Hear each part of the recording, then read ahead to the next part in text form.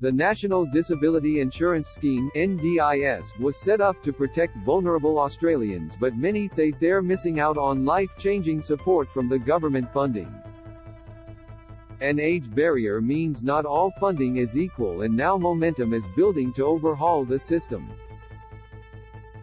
Helen Bonynge, 70, and Robyn Abrahams, 72, are two people impacted by the barrier and are gearing up to fight the government.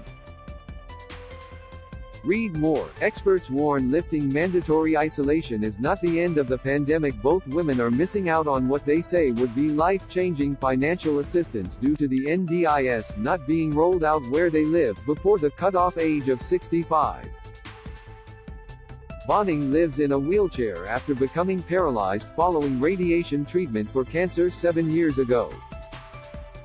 Read more. Man undergoes surgery after alleged drive-by shooting. It feels like I was just rejected. It feels like you were just seen as unworthy, Bonynge told 9 News of the NDIS system. While Abrahams, who uses a walking stick to get around, is living with post-polio syndrome. You have to be very frugal about what you can do and have, Abrahams told 9 News. You're not in control of your destiny, and there's certainly not a lot of dignity provided to the process at all. The women say the alternate scheme, provided via the aged care system, isn't enough to cover the cost of basic care. Half of Australians aged over 65 have a disability, but only those who were already on the NDIS before that birthday can choose to remain on it. If you acquire a disability later in life, you'll be referred to My Aged Care. That funding is means-tested and capped at $56,000 a year, compared to around $111,000 on the NDIS. There's a significant difference built into the system, Ian Yates from Council on the Aging told 9 News.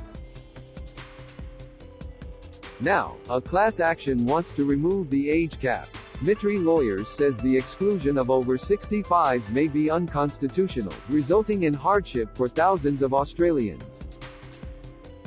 The government has told 9 News it won't comment on the class action, and there's no plan to extend the NDIS to people over 65. It should be a human right, Yates said. It shouldn't be that an age cutoff restricts the kind of support you receive when it's being offered to other members of the community.